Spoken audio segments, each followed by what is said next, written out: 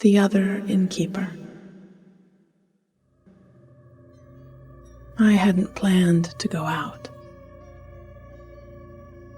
I'd been sitting in my favorite armchair with a book open on my lap, looking out through the second-floor window at the treetops across the street. I'd been shifting my attention back and forth between the pages of the book and the afternoon light as it slid over the bright orange leaves, still clinging to their branches. The book was a local history. I'd gotten it the day before on a walk through the neighborhood. At a corner, I'd noticed one of those small lending cabinets of books. I almost didn't stop. The skies were turning gray, and it seemed like rain was on its way. But for some reason, I found myself turning back to it, reaching up for the handle and opening it up to see what books lined its shelves. There were spy novels, their paperback spines cracked in a dozen places. A couple of Agatha Christie books. Some children's picture books that looked well loved, with worn edges and perhaps a few tooth marks from a family dog. I stopped to look up at the house behind this little library and realized that it was one I'd thought long abandoned. I'd never seen a light on in its windows or a car parked on its cobblestone drive. It didn't seem to be falling apart, just empty. And I wondered who had driven this post into the corner of its lot and fastened the little library to it. When I looked back into the shelves, I saw, poking out from behind a tall chemistry text, likely discarded in frustration, a thin black book with the name of the town across the spine. I'd slipped it out, tucked it under my arm, and made it home just as the rain started to come down. Today was a clear, sunny day, and with the light falling across my lap, I turned the pages, slowly flipping through black and white photos, with captions and dates and footnotes about the people and places they surrounded. I liked the photos of downtown best. Many of the first buildings constructed in our town were still standing. And though it took a bit of looking, I could usually orient myself by the old photos. A 3-story building with a long awning and fancy cornices, whose windows were painted with tall letters declaring dry goods, was still there, and now held a toy shop on the first floor with apartments above. I'd bought a present for a young friend's birthday there just the week before, and I remembered stopping to squat down to reach for a set of building blocks on a low shelf and seeing faint initials burned into the old oak floors.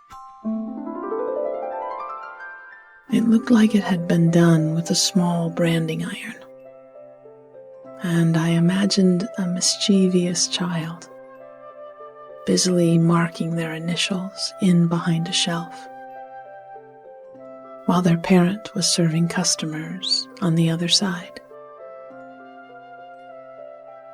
I'd run my fingertips over the letters J, P, G, and wondered where they'd ended up,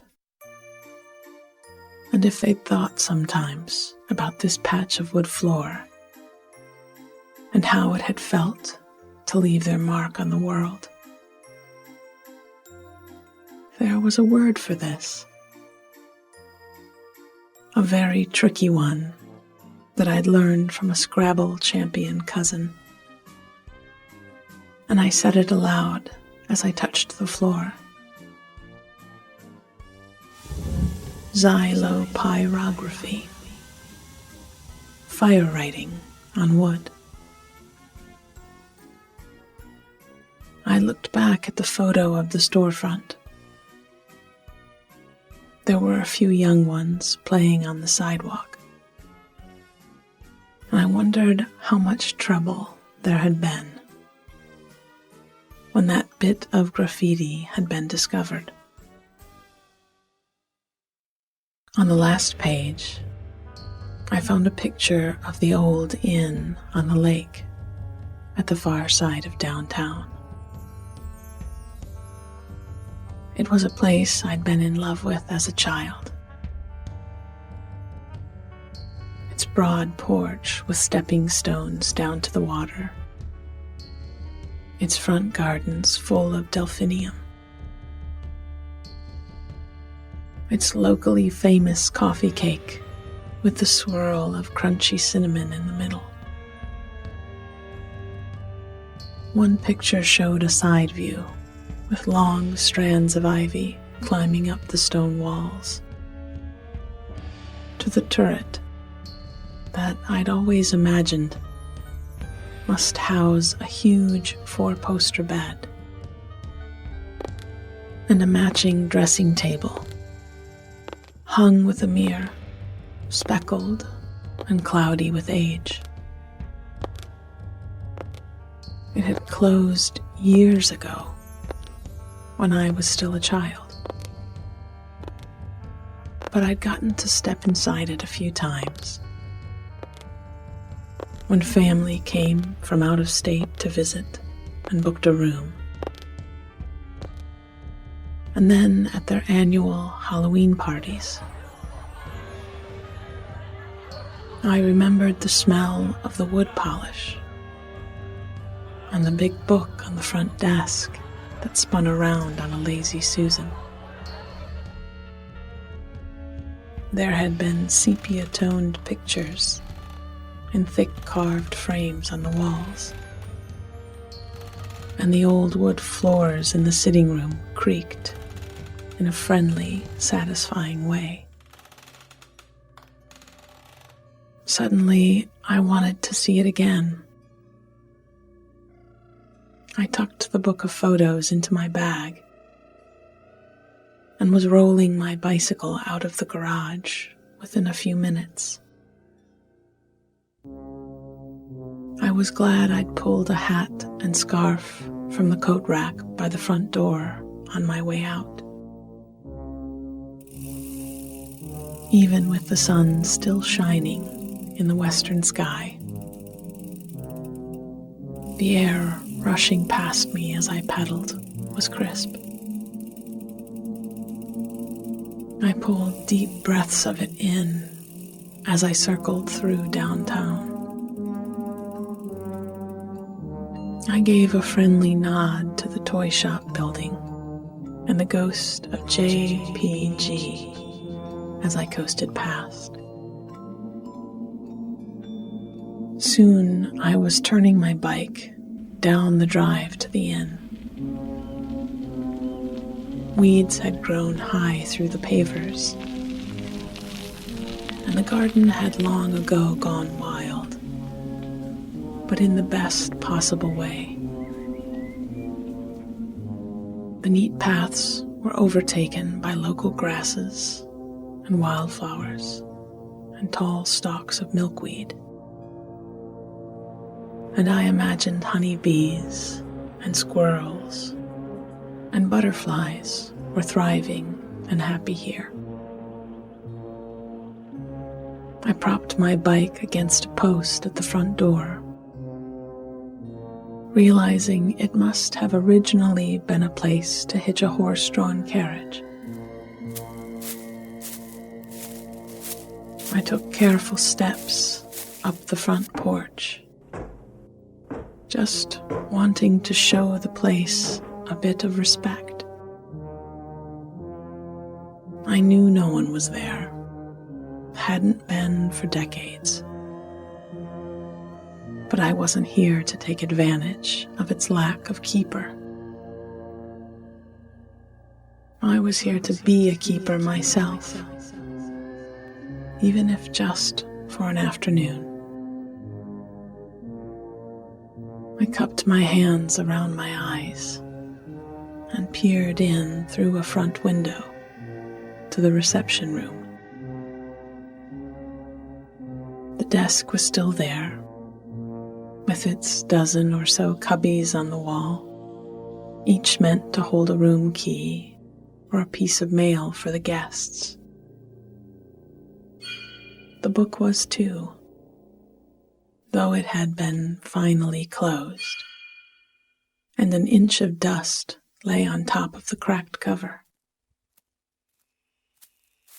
I walked around the side of the grand old house and looked through a window where I remembered the sitting room had been. The tables and chairs were draped with white sheets, and the light bulbs had been unscrewed from their sconces. But there were still books on the case that ran along one wall. What I'd give to have a look through those books, to feel their covers in my hands and turn their aging pages. Around I went to the very back of the inn and down the path to the water. There was a bench right at the edge of the shore, whose seat still had a few flakes of dark green paint protecting the wood. I sat down gingerly and found it still sound and stable. I took the book from my bag and looked again at the pictures of this old inn, captured in its glory days. Its back porch had been full of tables, visitors raising coffee cups, and staff in clean aprons carrying trays loaded with breakfast plates. As I stood to walk back up to the inn, something fell from the pages of the book, and I stooped down to pick it up. It was a card, bigger than a playing card, with a pretty pattern on its back. A tarot card. I turned it over. The 6 of Cups.